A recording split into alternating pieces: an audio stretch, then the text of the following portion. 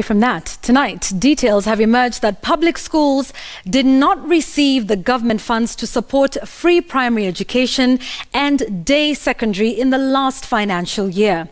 Head teachers who appeared before the Education Committee in Parliament revealed that they are facing a hard time in managing the institutions.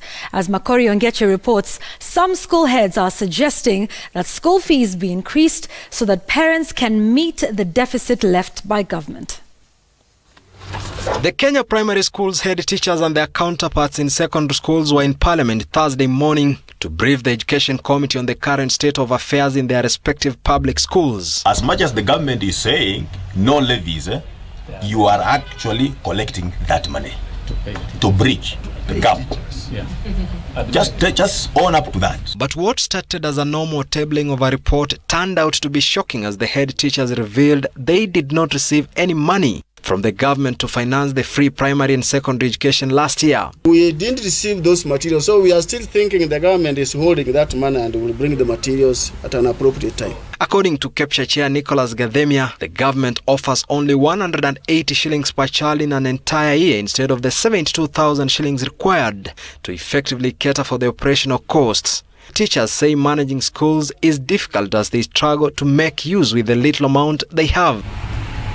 But the same script reflects in secondary schools. Kenya Secondary Schools Heads Association Chair Kai Indimuli describes the current situation as dire, even worse due to the high number of students admitted through the 100% transition government policy. As a principal, what do I do? Do I sit and wait for the students to riot? I look for intervention measures. And the intervention measures are the owners of those children. They must give me money. Yes.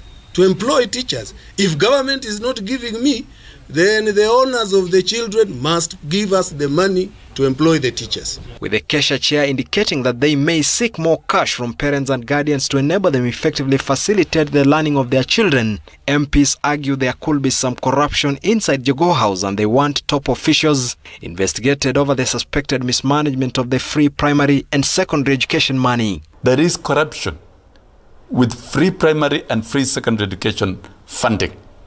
And the public has been cheated.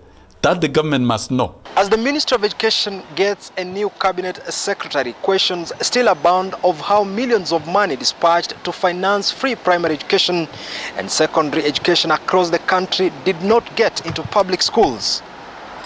Makori Ongechi, Citizen TV, Nairobi.